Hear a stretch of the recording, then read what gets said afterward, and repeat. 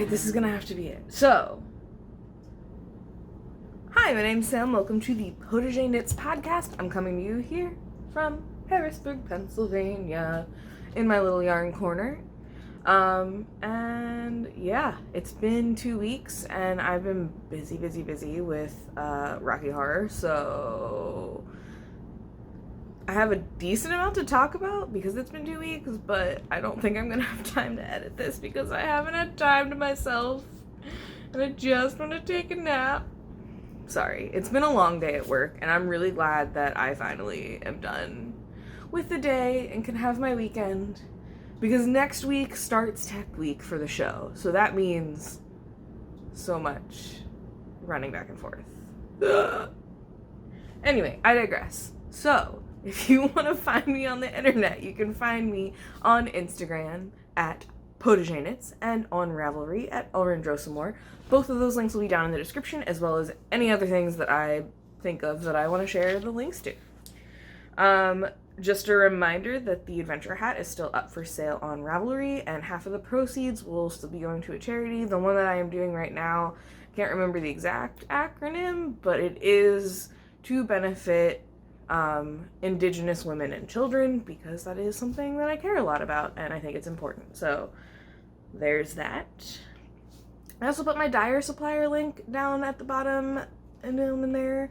So that's a $50 coupon. If you want to use it, you get $50. There's no minimum spending. You can get yarn to dye or just to play with or whatever. And then I will also get $50 back, full disclosure. I think that's a really good deal. I used it from someone else and now I have my own link. And yeah, I'm looking to play around with dyeing some yarn for myself in these colder months. So I'll be using that more probably.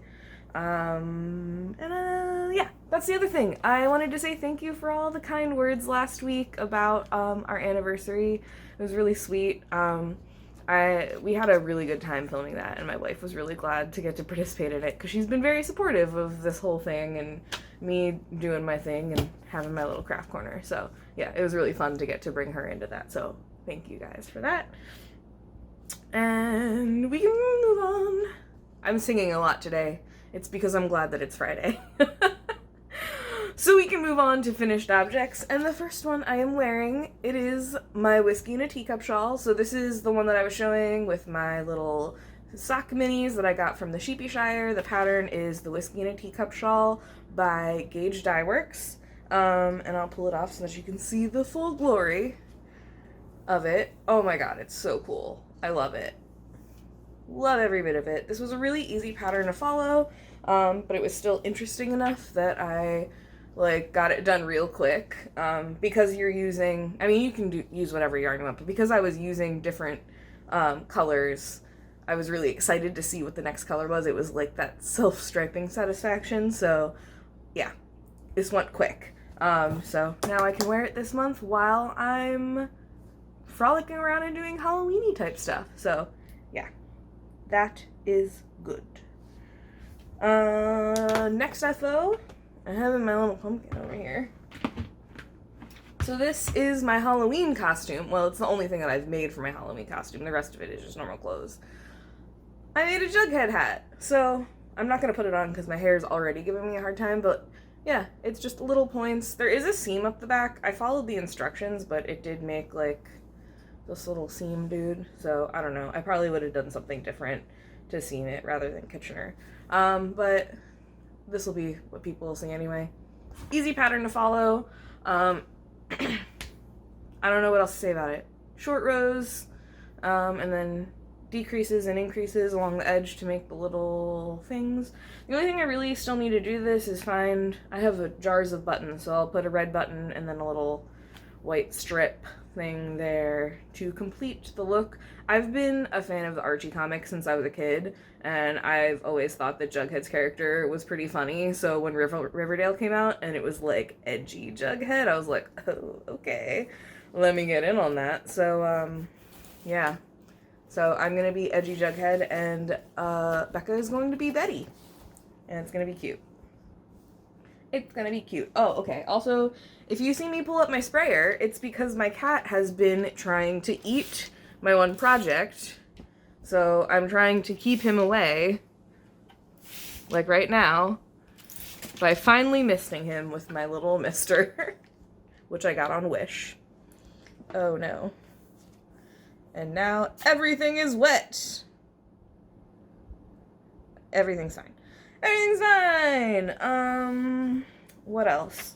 Oh, okay, so I literally just finished this hat like yesterday, or no, during lunchtime today, because I had to do some seams. So this was a commission for my coworker. He's been wanting this for years, and I'm really bad at making stuff for people if they don't outwardly say that they're going to pay me money. So when I made my other coworker the hat and he paid me for it, this coworker was like, hey, where's my hat? And I'm like, well, he paid me. So he's like, no, I'll pay you too. So he wanted an owl hat, so I made this. I didn't use a pattern.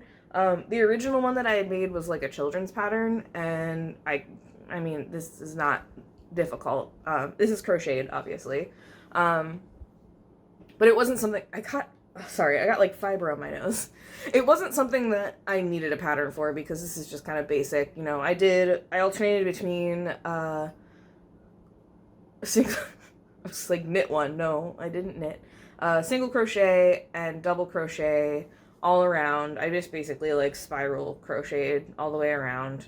Seamed it at the top. I think I did a single crochet border at the bottom. Made 2 little circles. I did 1 row of black, 1 row of yellow, 3 rows of white. Made a little triangle beak. Put on some tassels, weaved in on the ends, and here it is. Quick project, really cute. I think he's gonna love it. This is exactly what he wanted. So that'll be funny.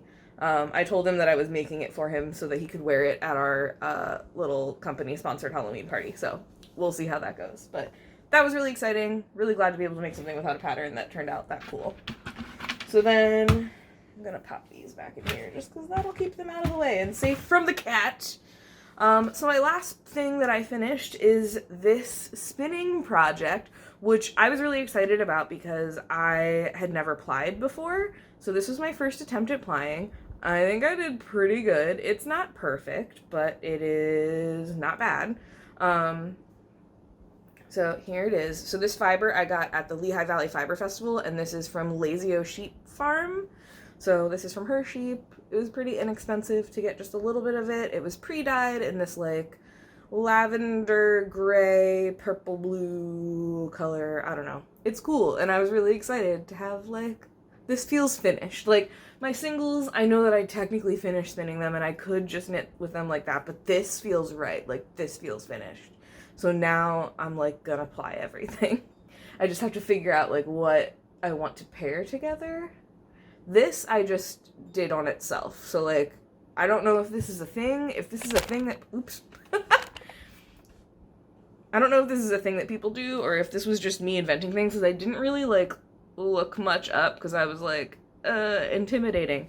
So I just kind of like took it and I wound the single into a cake with my ball winder, cake winder, I guess. And then I took the outside part and like the center pool and I spun that opposite of the way that I had spun it before. Is that right? Is that a thing that people do, or is that just me being resourceful?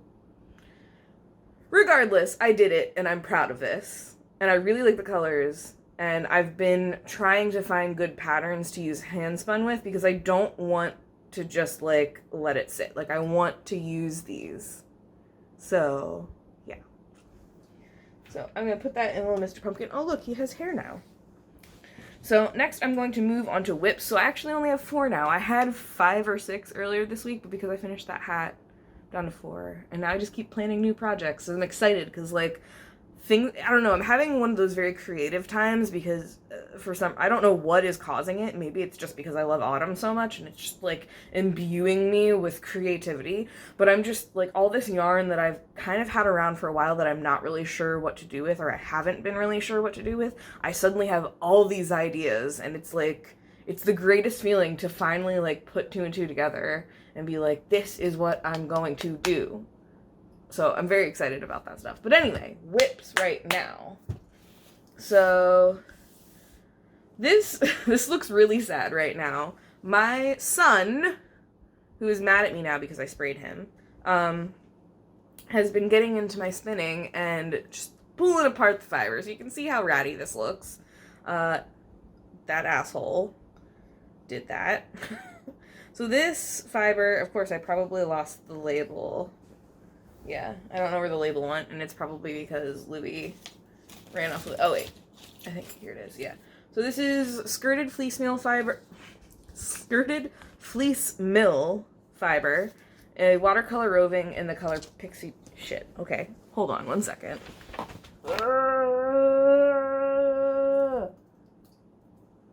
Okay. Let's say words again. It's their watercolor roving in the color Pixie Dust, and it is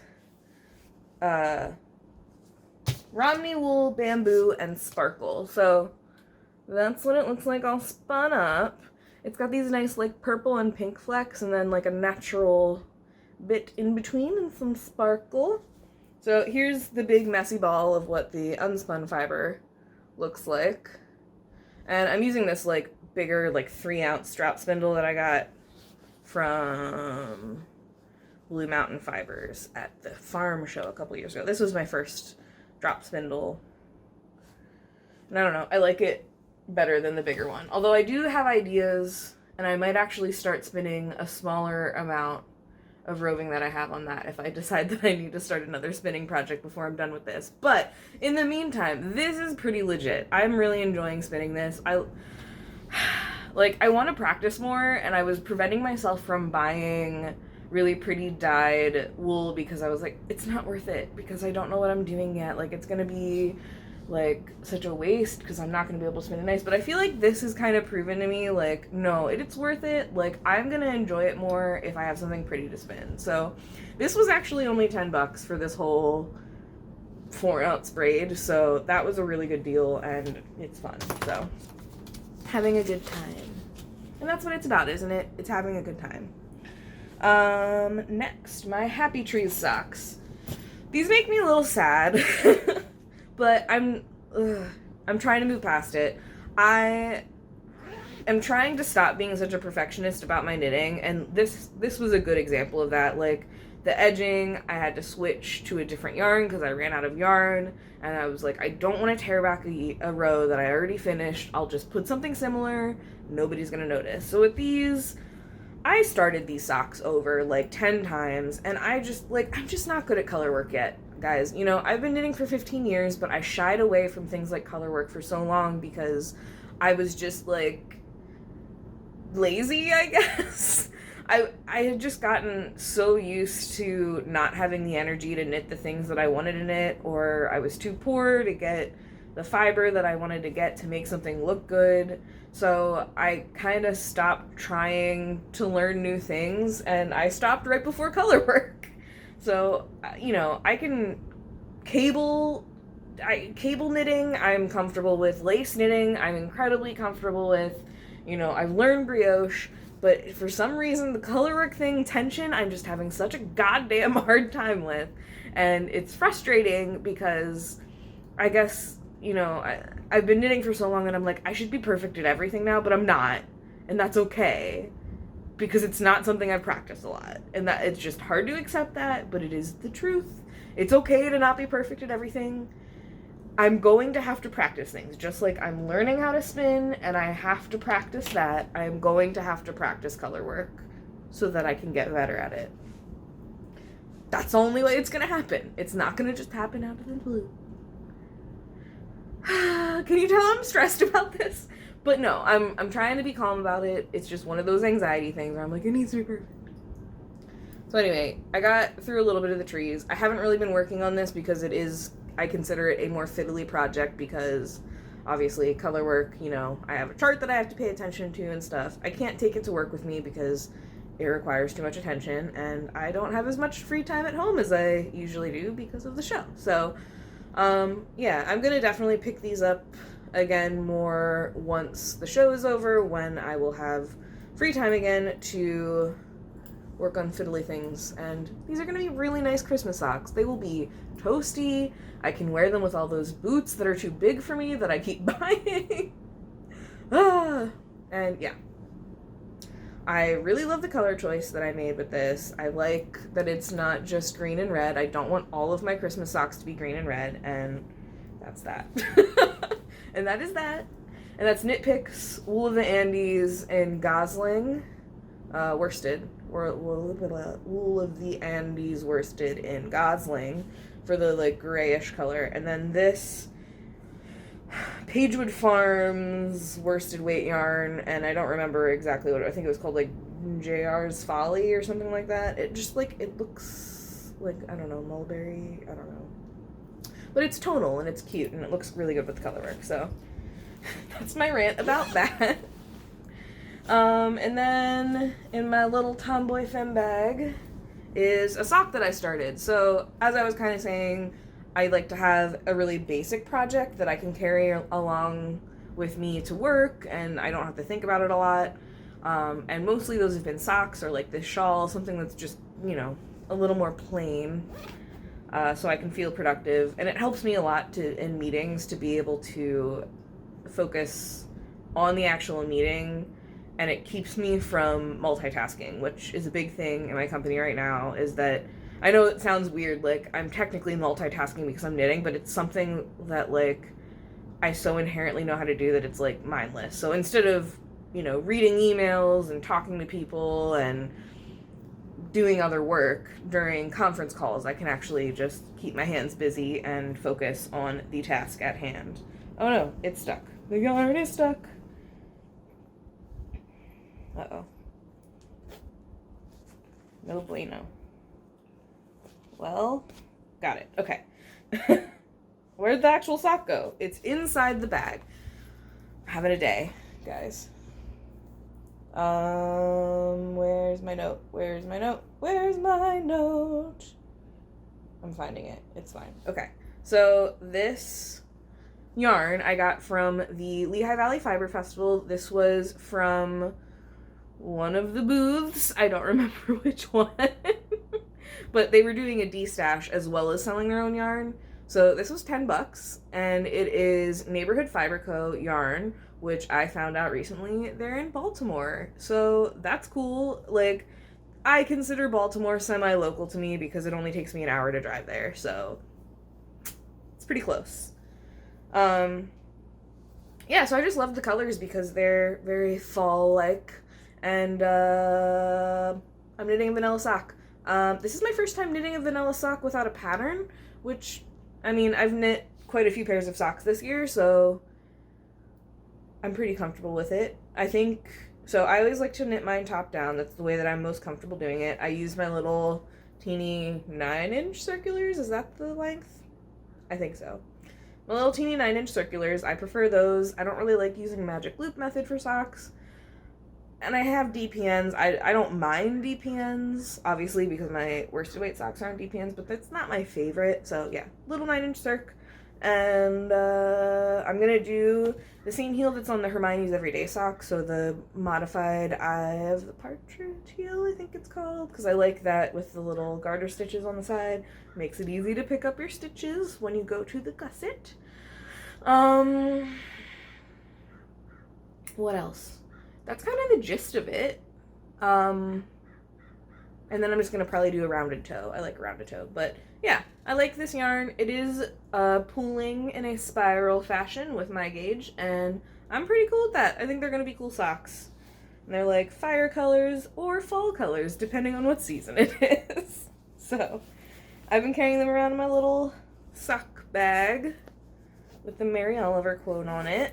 And yeah, that's my kind of boring knitting right now. Not boring knitting because it's cool colors. It's like, it's my vanilla knitting for traveling. So this is both an acquisition and a whip. So acquisition here is this bag, as you can see. This is a Tesla Knits bag. This is the large size because I realized that I really had started leaning towards getting smaller bags and I wanted to have some bigger ones for bigger projects. And it contains my Cover Your Ass Knit Along entry, the Nether Garments by Elizabeth Zimmerman. Yeah, this has been giving me some shit these past few weeks. So because it is a formula more so than a pattern, I had to do a lot of math, and I did the math, but then I didn't account for negative e's, and then things just got a little wonky. So, and I wasn't really trying it on as much as I probably should have been, and I was also being a little too nice about it as I was trying it on. So it was too big. I got all the way up to like mid-thigh, just about, realized it was too big, and decided, sorry, there was a notification and I needed it to go away. I decided to restart from like the last part on the calf that fit right. So yeah, I had gotten past here and I ended up ripping all the way back to here and restarted this whole section. So I had been taking this to work with me, but now it's just kind of too big and clunky, and because my backpack for work is already full, it didn't make any sense to keep jamming this huge project in, so this is now home knitting. But yeah, that is a pant leg, and I'm just going to keep chugging away at it now that I recalculated all my numbers a little bit, and I think it's better. I need to try this on again, because I knit like a couple inches, and I think it's okay, but I need to check again. So yeah, I don't know. I've been enjoying knitting this. It's a nice, like, steady project to work on. It's just big, so. TV knitting and movie knitting for this weekend. We're having a movie watching party to watch Rocky Horror with the cast of our show. Well, with some of the people from our show. So I might be knitting pants when they come over. But they know. They know what kind of person I am. They know what I'm like. So, yeah. That's all of my whips. Now let's move on to acquisition. So obviously that was one acquisition. Next, I got my yarn from Darn Good Yarn. I'm waiting for the mail to come because I'm also getting more stuff in the mail today, hopefully, which is exciting. And I'll talk about that next time. But I got my Darn Good Yarn box. Now, I did actually talk to my grandmother-in-law, I guess she is, who's the one that got this for me for Christmas last year, and I told her not to resubscribe to it this year. You know, it has been an interesting experience this year to get the Darn Good Yarn of the Month boxes, but honestly, it's not worth it to me. Like, if someone were to ask me, hey, should I subscribe to it, I would caution them. I'm not saying don't, but it would just depend on, like, how experienced you are and if, like, what kind of yarn you like. I don't mind bright colors, but I haven't been super jazzed with the majority of the yarn that I've gotten. I do like this sparkling one that I got. I think that was the last one that I got. And I'm going to make myself a dice bag for D&D with that. But I don't know, guys. I've just been not super jazzed overwhelmingly, which, you know, when you're getting a box of something each month, kind of want to be a little more jazzed about it, if that makes sense. So here's what we came up with this month. This is Silk Blend Sport Weight Yarn 80-20 rule in Burgundy Blossom. So it's 50 grams, 125 yards of reclaimed silk and viscose. So it's almost the same texture as the linen yarn. There's a weird string attached to it. I don't know what I'm going to do with this. And then the free gift, which I believe my wife read was valued at $11.99, is this shawl pin. She was joking that I could be part of the fellowship because it kind of looks like the Fellowship of the Ring thing. This is not my jam. I'm just going to be honest, this is not my jam. It's this weird orange thing with a stick. Shawl closure pin thing. I'll probably use this. Like, I could see myself using this to, I mean, obviously not this one because I have it the other way, but like if I did decide to wear a shawl the other way, I could see using this to kind of like jam through it by itself, but I can't see myself using this at all. I actually jokingly just like chucked it across the room when I opened the box and the cat ran after it. So it legitimately might end up becoming a cat toy. I'll get use out of it then, but it's just not my style. And that's just kind of the general feeling, is it's just not my style. I'll find out something to do with this. The pattern that came with it were boot cuffs.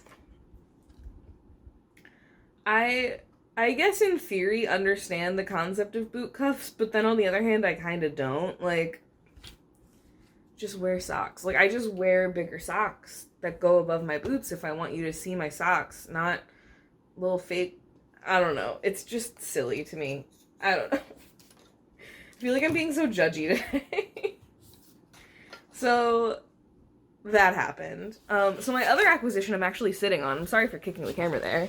So I don't know if you can see it, but this green chair that I'm sitting on. So my wife and I had been talking about like my little craft corner and you know how that's kind of like my space in the house, and we wanted to make sure that she had a space in the house too that she felt like was hers. So we're actually going to clean out this area like right here and possibly get a new bookshelf too, because we have, I'll just show you, we have games here. So this we want to have like one whole shelf rather than a short shelf and then a tall shelf on top. But yes, these are all our games. We play lots of games. This thing here, she's had for ages, and it actually is coming apart. It's very wobbly, but it has some nice old books up here, and then just like office supplies down here, which we don't really need to have out. Like, we have storage places that we can put those in the house. So instead we're going to get rid of this. This chair is going to take up this space. And yeah, we're going to spruce it up a little bit. It was by the dumpster at our apartment complex. There's nothing wrong with it. It is a little worn, but it's structurally sound. It could probably use a coat of paint on the legs, and then maybe, sorry, I kicked it again. Excuse me. It could probably use a coat of paint on the legs, and then I'm gonna try to fashion some sort of slip cover of some sort for it so that it just looks a little nicer. But it's pretty comfy. It's not like majorly plush, but it's comfy. My whole butt fits into it, and I say that because I have like pretty wide hips. So yeah. So then the other kind of part is it's good it's not too big, because I can then turn it when I need to sew or something, or film a podcast, and use it, you know, for my uses, and then just kind of reset it for her. So as I was thinking about that, that was part of like my inspiration that led me to come up with some more projects that I could use. So the first one was, and this is actually more for me, but like she was like, if you want to put it on my chair, it's fine. I've always wanted to knit one of those bobble sheep pillows. It's a pattern by Pearl Soho, I believe. And it's just this bobble sheep pillow. So I have two little square pillow forms that I've never used, and I was planning on making throw pillows with them, but now I'm realizing that's just like never gonna happen. So instead, I got this fisherman's wool in a D-stash, and I still have this stuff, which is more of that wool stock, because I got the huge skein of it. I did not realize how much yarn was in there. So this is going to be the body of the sheep. This is going to be the legs and the head. That's going to be my sheep pillow. I think it's going to be pretty cool. And that was like, I paid like almost nothing for this yarn, and this is just yarn that I already had on hand. So it's not going to cost me anything to make this cool thing that I've been wanting to make for a while. And it's going to sit on this chair and look so cute. So bobble sheep pillow. And then the other idea I had, which this is more for her, and she is pretty jazzed about it. So she likes to put her feet up, and this chair isn't like, I don't know what kind of people you are, but she and I are both the kind of people who just can't sit in chairs like adults. So I was thinking about that and what I could do to kind of remedy that, since this chair is smaller, so it's not like you can really like tuck your feet under or anything. So I thought, well, how about an ottoman? But I don't know if you've ever looked at like the fillers for ottomans if you wanted to like make a poof or like crochet an ottoman type thing, but they're expensive. They're like $50-$60 just for like the inside, or at least the ones that I've seen. But then I was kind of like perusing Pinterest, not even looking for this, and I came upon just like a video where someone took their old pillows from, I mean, they stuffed a bunch of stuff in there, but they mainly took the old pillows from their bed and shoved it in a structural crocheted box and sewed it up. And I'm like, the other day I was literally just thinking about how I really wanted to replace our pillows because they've been getting flat, but that's kind of perfect for this because you want it to be kind of sturdy. So then I was like, well, what yarn could I use for that? Because I do have a lot of yarn, but you need a decent quantity of it. So I was like, well, you know, I don't really want to have to buy yarn for this, but I still want it to be cool. So what I settled on down here in my little setup, I have this bin, and on top it's just fiber, which I've already shared, but it's full of all the little bits of yarn that I have left over. This is mostly worsted weight. All of my fingering weight I'm actually storing in that jar, because I'm eventually going to maybe do the beekeeper's quilt. We'll see. But for now, this is all the worsted weight and higher yarn that have scraps of, or just like tiny balls that aren't worth it to have out with the general public. So my thought was I can do just kind of like a scrappy thing. I'll probably hold multiple strands together and then crochet it, because I am lazy and I would not, like I've said this before, the reason why I'm knitting my pants bulky and the reason why all of my bigger things are not in fingering weight yarn is because I do not have the patience. I am totally an instant gratification knitter. I need something that I'm going to see progress on. So that's why I think I'm going to crochet this. It'll get done a lot faster. I'll be able to get a lot done. And I'll be able to use up some of this yarn that's just kind of been hanging out. I've had for a while. And I think between that and doing ornaments this year, I might be able to clear this bin out. Start fresh. So those are my two projects that I'm thinking of doing that I got really excited about. What else? Oh, so speaking of Christmas ornaments, or candle nights ornaments as I like to call them, let's see if I can just look in. Did it! So I think I talked about my Ort jar a while back on the podcast, and here it is. Oh my god, look at it. It's so full now. It was not even half full, I think, when I showed it before. Look at it. Like, this is jammed. So, yeah, this will be the filling for all my ornaments for candle nights that'll go on our tree. And it just kind of looks cool. And it's just fun, like, to see it fill up, and then at the end of the year it's empty and you start fresh for the next year. So, yeah. So, gonna wrap it up soon, but I did want to quick talk about a thing that I did a couple weekends ago that's not fiber related. We went to the Harrisburg Book Festival, and one of my absolute favorite authors was there. Wow, I'm having a hard time talking. One of my absolute favorite authors was there, Stephen Chbosky, who wrote Perks of Being a Wallflower. I had him sign my book. It's in here somewhere. This book is water stained and like a complete mess, but yeah, there he signed it. You are infinite. And then this is his new book that came out. It's called Imaginary Friend. I've been reading it. I love it. It is very Stephen King inspired, and it's spooky, but it still has the same vibes as Perks of Being a Wallflower, which I just find intriguing. But yeah, this has been my like before bed reading. I have been so engrossed by how awesome this book is, and I cannot wait to see what happens. So when he signed this, he wrote, "Hi Sam." Oh, Sam, hi. 217. I don't know what that means, but he said